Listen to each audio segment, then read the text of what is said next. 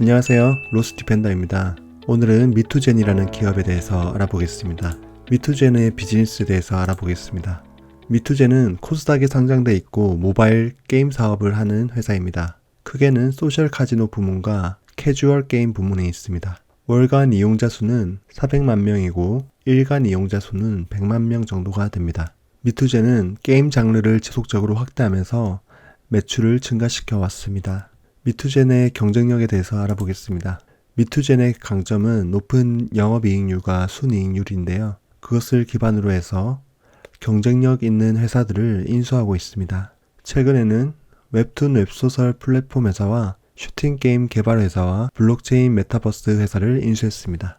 그리고 미투호는 우수한 경영진을 가지고 있습니다. 먼저 CEO는 넥슨코리아와 넥슨재팬 개발팀장을 역임했던 손창욱님으로 게임 개발 분야의 전문가라고 할 수 있습니다. 그리고 이사회와 이사진을 보면 M&A 전문가, 또 투자 전문가, 사업 개발 전문가가 그 역량들을 잘 조합해서 운영해가는 회사임을 알 수 있습니다. 경영 실적을 보겠습니다. 미투젠은 20년 8월경에 코스닥에 상장했고요. 연도별 매출액을 보면 제일 높았던 2020년이 1130억 원이고 그 후로는 900억 원대의 매출액을 보여주고 있습니다. 이 그래프는 분기별 매출액인데 20년 3쿼터부터 조금씩 하락한 것은 아쉬운 부분이라고 할 수 있겠고요. 다만 최근의 추세를 보면 다시 조금씩 증가하는 방향으로 턴어라운드가 기대되는 상황입니다. 영업이익률과 순이익률은 22년을 기준으로 약 30%와 24%인데요. 아주 높은 이익률을 보이고 있습니다. 다만 그 이익률이 감소하는 부분은 아쉬운 부분이기도 한데요. 왜냐하면 기존에 가장 높은 이익률을 보이는 카지노 산업에서 그보다 이익률이 작은 사업들로 확장하고 있기 때문입니다.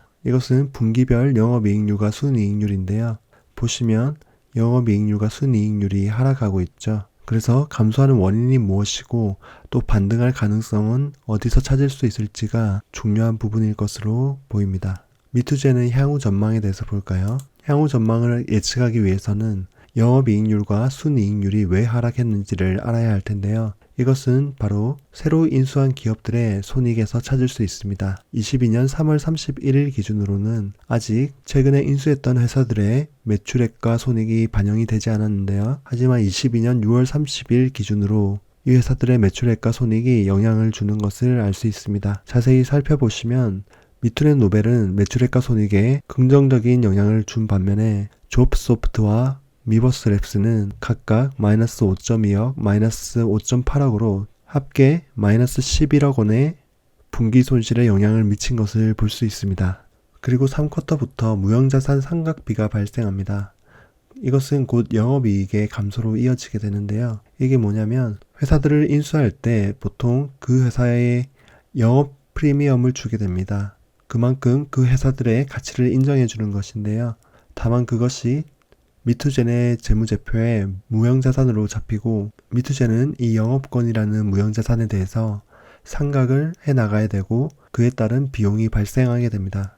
그렇다면 왜 이러한 문제가 발생했고 또 어떤 부분을 기대하는지를 살펴볼 텐데요. 미투젠이 인수한 조프소프트라는 회사는 리프트 스위퍼라는 고퀄리티 전략 3인칭 슈팅 게임을 23년 상반기 출시를 목표로 하고 있습니다. 특히 이 회사는 네오위즈 PD 출신인 김정호 대표가 이끄는 회사이고요. 평균 경력 15년 이상의 소수 정예 개발진이 있다고 합니다. 그래서 게임을 개발하기 위해서는 2에서 3년 정도의 시간이 걸릴 수 있는데 지금 이 게임을 출시하기 위해서 특별한 매출과 이익이 발생하기보다는 오히려 인력비나 개발비와 같은 손해가 발생하고 있지만 그것을 감당하고 있는 부분입니다. 또 미투젠이 인수했던 미버스는 가장 최적화된 블록체인 메타버스 플랫폼이라는 것을 알 수 있죠. 미버스의 강점은 비용 감소와 빠른 속도와 확장성이라고 아시면 될 것 같습니다. 이 미투젠이 하고자 하는 것은 이 미버스를 기준으로 모든 게임에 이 블록체인 플랫폼을 씌우고자 하는 것입니다. 그래서 이 미투젠이 수익을 얻음과 동시에 게임을 이용하는 유저들 또한 블록체인을 통한 수익을 얻어갈 수 있도록 하는 것이 목표일 것으로 예측이 되고 있습니다. 이것은 미투젠의 향후 전망인데요.